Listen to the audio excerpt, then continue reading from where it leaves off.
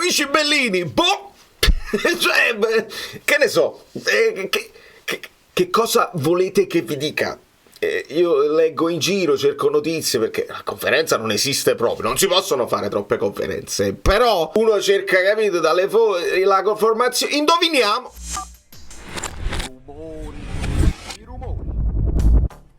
No, veramente, ma perché uno può basarsi sul report dell'allenamento, perché dice almeno questo è sicuro che non ci sta, e abbiamo delle notizie.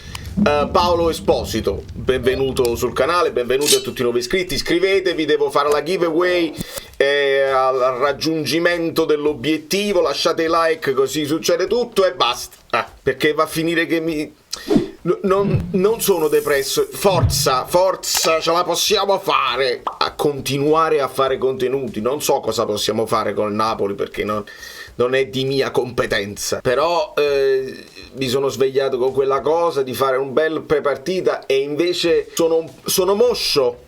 Mi sto ammosciando, e il non avere notizie vere e sicure come la conferenza ti può dare, no? Almeno sentire parlare all'allenatore, capire se lui sta bello carico oppure se è moscio anche lui, perché potrebbe essere moscio anche Calzona, non lo sappiamo, me lo devi far conoscere. Mi piacerebbe come tifoso, più che come youtuber, come tifoso mi piacerebbe capire chi è Calzona, come si comporta, se pensa, sai, intuire dalle sue parole se sta pensando anche a un turnover perché poi arriva la partita con la Juve, se adesso per lui sono tutte finali o se sono tutte amichevoli, o se dobbiamo effettivamente pensare di valutare quelli nuovi oppure fare il massimo possibile per questa stagione per poi vendere meglio quelli vecchi. Non è difficile. Mi risulta difficile. Con un ambrabam tattico ci spostiamo e leggiamo almeno il report dell'allenamento. Avevo visto anche, c'era una fotografia, mo la metto.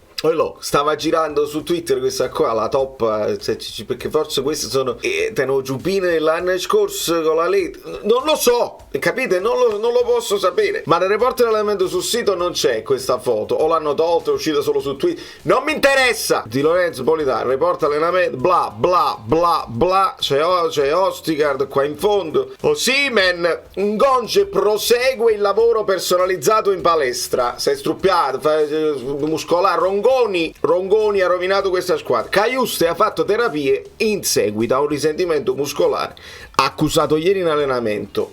Il centrocampista azzurro sarà valutato nei prossimi giorni. Quindi Cajuste, che era quello che piccole cose nel finale di partita mi aveva fatto vedere e mi era pure piaciuto, e nell'idea che magari Zielinski ci mettiamo una pietra sopra, non gioca più e ci serve niente. Quindi fuori Cajuste, inquadrato Traoré, che secondo me deve cominciare a essere valutato. Questa sarebbe stata una bella domanda per Calzona. Dice Mazzarri ci aveva detto 60 minuti, 70, siamo arrivati ai 90 minuti per Traoré e io mi faccio un'idea. Qua li mettiamo tutti in se io cerco le probabili situazioni qua, le probabili formazioni. Questo che cos'è? È tutto mercato web che dice nel 4-3-3 è dubbio, no, non c'è dubbio, non c'è Ngonghe, tra i pali Gollini, dice qua Sky, ha riportato Gollini.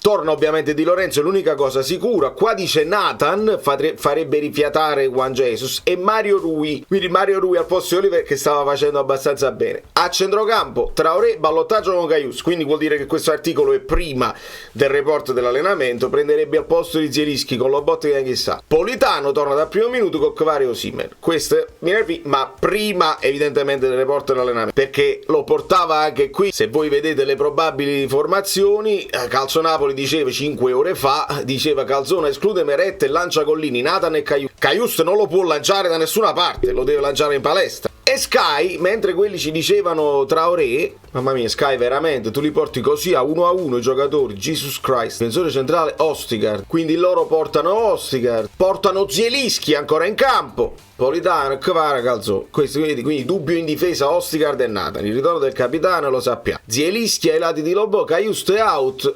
Veramente brancoliamo nel buio. Quello che sappiamo è che il Sassuolo adesso sarà di difficile interpretazione, perché che ti studi il Sassuolo di Dionigi o ti studi un probabile ti studi la primavera del Sassuolo, perché hanno dato la panchina a Bigica, una nostra vecchia conoscenza, e non sappiamo se Bigica giocherà col 4-3, se farà il 4-2-3-1, non sappiamo.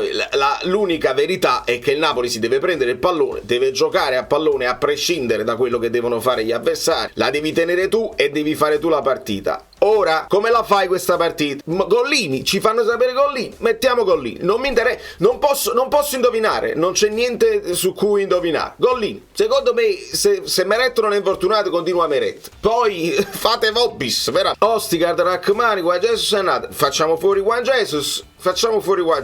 Nathan, sarebbe più logico cominciare a vedere Nathan se Ostigard effettivamente era già scontento, e quindi possiamo fare solo un ragionamento per quello che è il futuro, per i giocatori che già ti vuoi vendere. Però la richiesta, la domanda è: li vuoi mettere in vetrina questi giocatori o hai paura che si svalutano ancora di più? Tiriamo a indovinare. Io continuo a mettere Meret, non capirei Gollini, non lo capisco. Nathan, Rachmani, Ostigard in panchina. Di Lorenz è l'unica cosa sicura che abbiamo. Olivera, Mario Rui. Fammelo vedere Mario Rui, perché poi chi lo sente a Giuffridi? Fammelo vedere. Lobotka che dovrebbe riposare, ma Dendoncker ha gli occhi chiusi, non lo possiamo vedere, via. Anghissà deve giocarle tutte. Zielinski, Traoré, io metto Traoré. Poi questo è un misto tra quello che potrebbe essere, tirando a indovinare, e quello che vorrei vedere io, perché siamo veramente ai piedi di Pilato. Quindi Kvara, Lindstrom, Simeone, mettiamo Osimhen, Raspadori. Politano, Raspadori era pure piaciuto sotto un certo punto di vista a destra lì, ma secondo me c'è sempre Politano.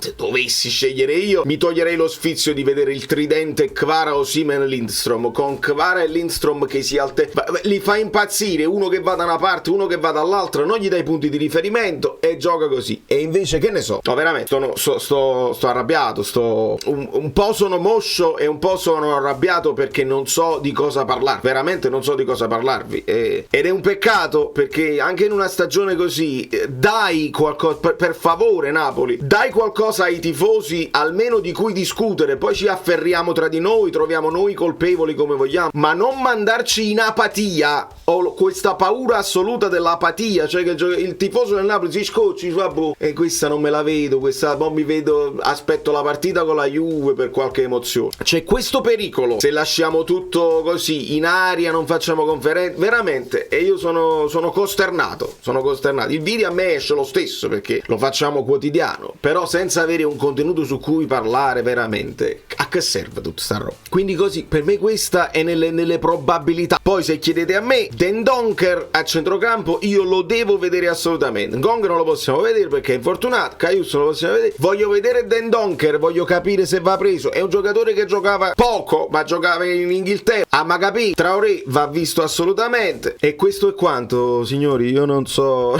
veramente cosa dirvi più. Quello che sappiamo è che addirittura proveranno a recuperare Berardi, speriamo che non ce la faccia, perché poi cambio di panchina, la scossa che dà di solito il cambio di panchina, poi magari sul lungo non cambia niente in alcuni casi, però la scossa al momento di solito smuove qualcosa col ritorno di Berardi, perché è lì che poi nascono tutti i problemi del Sassuolo. Se hai Berardi, ricordate che il Sassuolo cominciò il campionato senza Berardi male, poi tornò e ne approfittammo anche noi, tornò Berardi, il Sassuolo cominciò a fare qualche punto, dopodiché vari problemi, e adesso stanno in una situazione difficile di classifica praticamente critica, e quindi siamo lì. Ieri avete visto che gufo quello, gufo quell'altro, alla fine vince la Roma, tripletta di Dybala, è italiano, che è probabilmente l'argomento secondo me più interessante di cui parlare per quello che riguarda il futuro. E io ho scritto una cosa, ho scritto che non è la vittoria in rimonta di ieri della Fiorentina con 4 pali, 10 calci d'angolo in 40 minuti, sfortuna, e anche quella cosa di italiano di attaccare